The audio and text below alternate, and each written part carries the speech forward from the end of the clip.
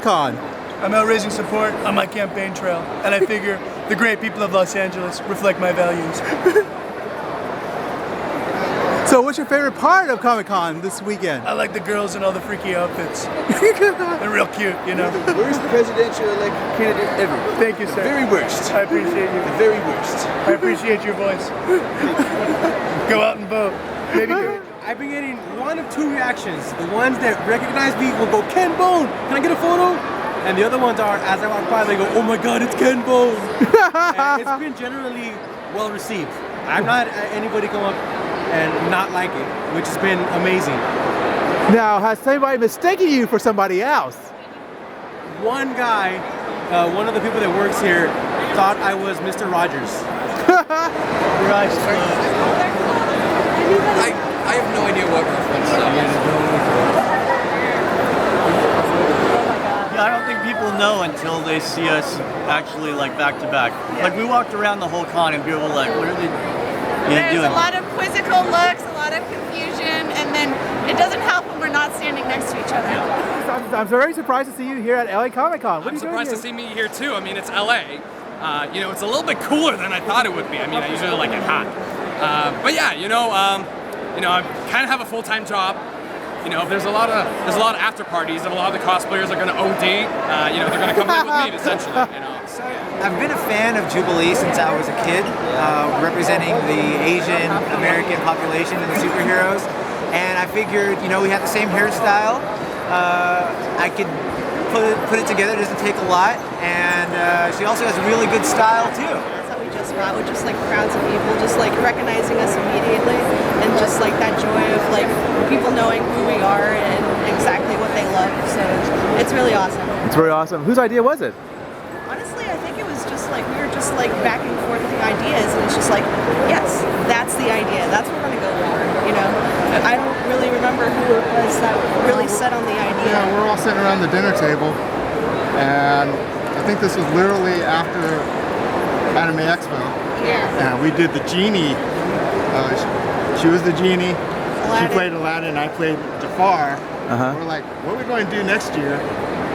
And it just all dawned on us because we just came back from Disneyland. At least these two did, and we're like, Haunted Mansion.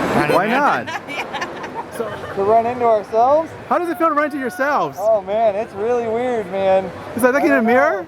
I always thought I'd be taller. They're like, oh my God. They're like, what do you call yourself? I was like, Larry Croft. Don't worry. I think I like Lawrence better. That's what I was saying. I was like, 'cause she's British and like classy. Yeah. So. I keyed Larry, but I understand the. I like Lawrence too. The next person that says something, I'm gonna be like, I'm Nathan Drake. Who's Laura Croft? Yeah. So, see what happens. Accessibility to items, like especially like specialty wigs, like materials like warble, all that. We didn't have that. You were lucky if you found a tutorial on like an old like GeoCities website or something to tell you how do I style this wig.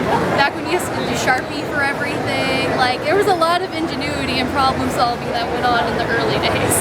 How was it online? Like, where did people go online? Cosplay.com, that was the big forums. That was like pretty much the main place to go for like anything, for gatherings, for conventions, like all that. That was like the main hub. That was the main hub? Yeah, definitely.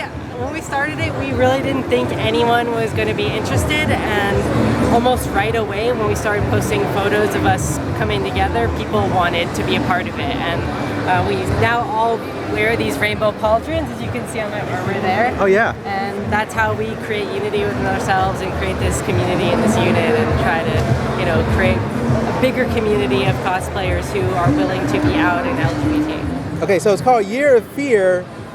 So what is exactly Year of Fear? The Year of Fear is a pinup calendar featuring your favorite horror slashers as you've never seen them before. It's created by Amalia.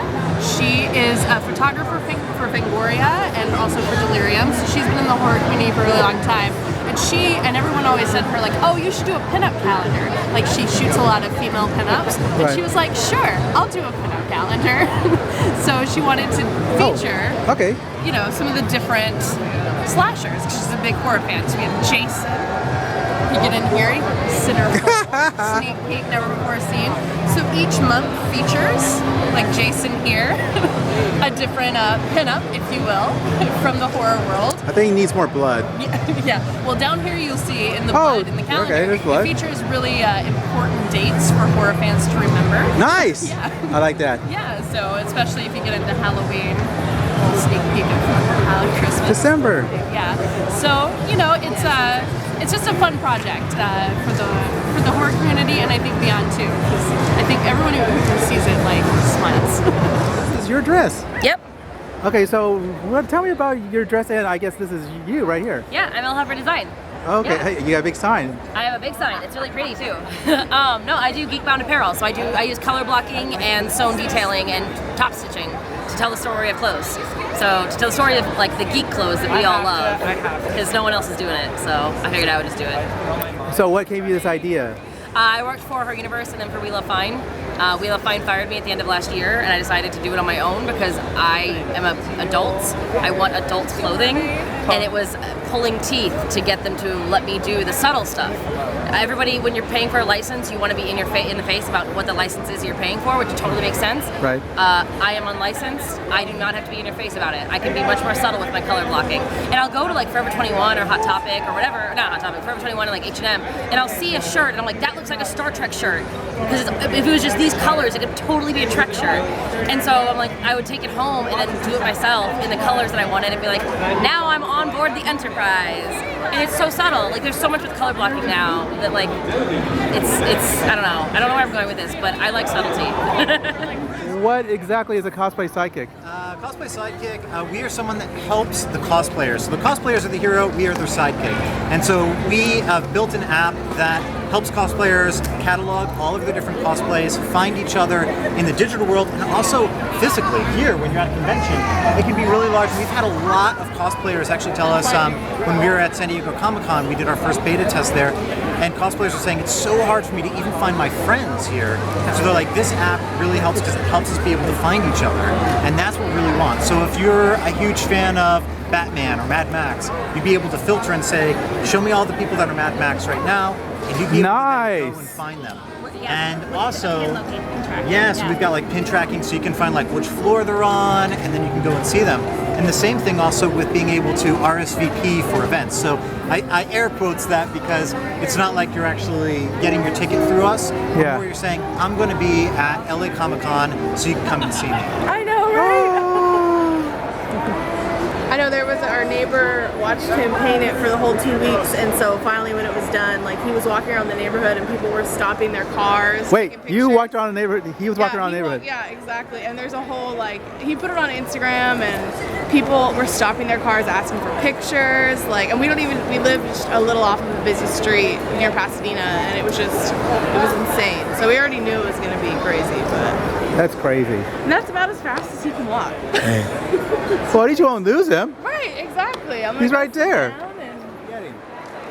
Right when we got here, we heard a kid say, those guys are awesome. When you get those kind of reactions, the level of creativity, I think it was just so inspiring, and then how quickly you can become friends with someone. Because you compliment them on their cosplay, they're like, hey, you're a cosplayer too, and then you talk and you have so much in common with so many people around you. It's great, because every year I make new friends, and that's the best part of going to conventions. It's convention. We're all nerds. Everybody's friendly. So there's always family. Always coming to conventions. Always coming home. Okay.